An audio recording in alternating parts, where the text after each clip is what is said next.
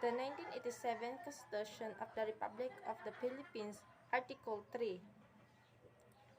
Section 1.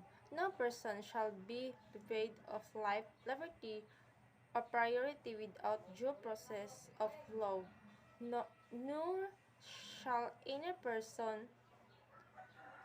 be denied on equal protection of the law. Section 2.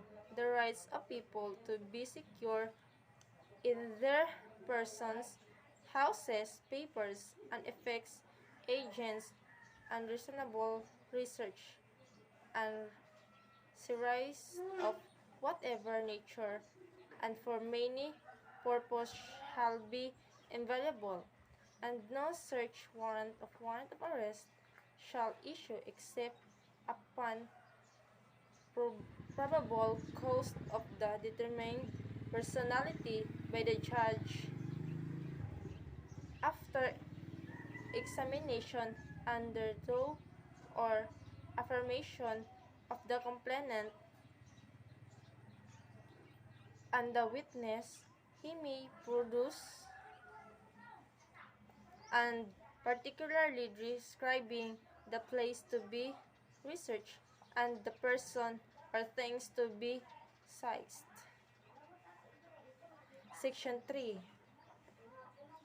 The privacy of communication and correspondence shall be inviolable except upon lawful order of the court, or when public safety or order requires otherwise as prescribed by law. Section 4. No law shall be passed the freedom of speech, of expression, or the press, or the right of the people, peaceability to assemble and petition of the government for redress of governance. Section 5.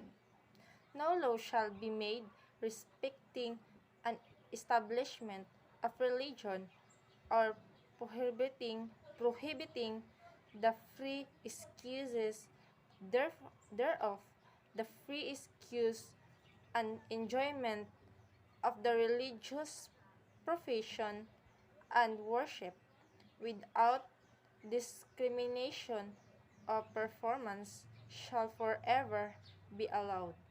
No religious test shall be required for the excuses of civil or political rights. Section 6. The liberty of abode of the changing the same within the limits prescribed by law shall not be impaired except upon lawful order of the court. Neither shall be right to travel be impaired except in the interest of national security, public safety, or public health as may be provided by law.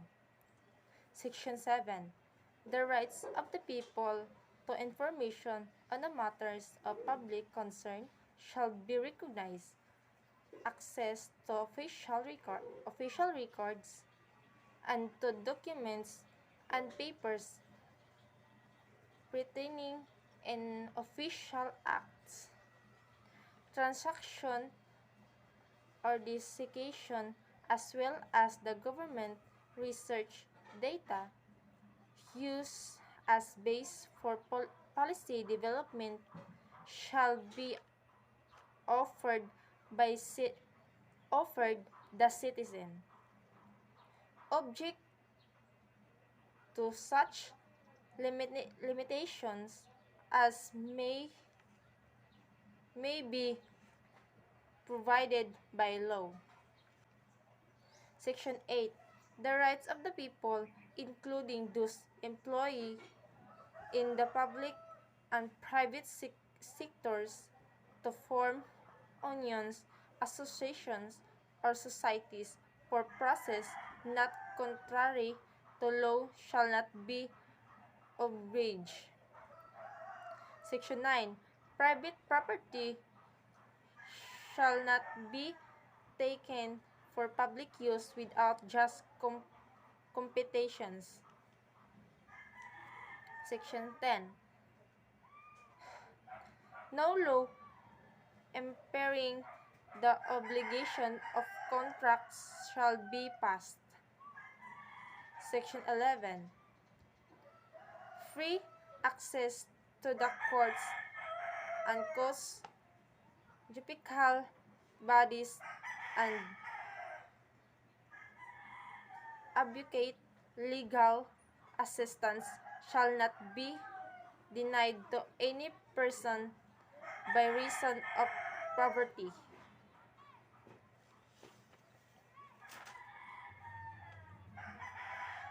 Section 12.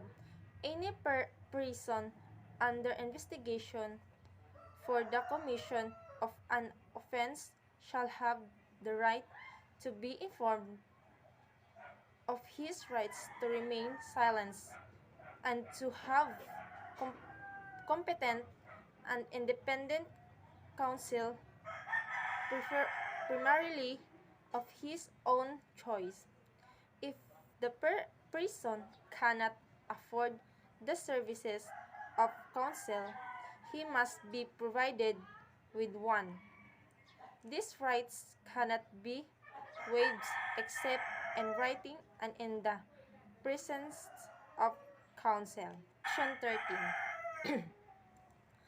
All persons except those charged with offense punishable by reclusion perpetua, when evidence is strong, shall before convictions be bailable by sufficient sureties or be released on recognized as may be provided by law. The right of the bill shall not be impaired even when the privilege of the waste of habeas corpus is suspended, except excessive bail shall not be required. Section 14. No person shall be held to answer for a criminal offense without due process of the law. Section 15. The privilege of the right of habeas corpus shall not be suspended except in case of investigation or rebellion when the public safety requires it. Section 16. All persons shall have the right to a speedy deposition of their cases before all judicial or administrative bodies. Section 17. No person shall be compelled to be a witness against himself. Section 18. No person shall be denied solely by reasons of his political beliefs and aspirations. Section 19. Excessive fine shall not be imposed, nor cruel, degrading, or inhuman punishment inflicted. Neither shall the death penalty be imposed useless for compelling reasons involving crimes. The Congress hereafter produced for it. Any death penalty already imposed shall be reduced to reclusion perpetua. Section 20. No person shall be imprisoned for non-payment of a poll tax. Section 21. No person shall be twice put in jeopardy of punishment for the same offense, if an act is punished by a law, an ordinance, conviction, or actual act under either shall constitute of a bar to another prosecution for a same act. Section 22. No ex post factor law of Bill of Attainder shall be enhanced.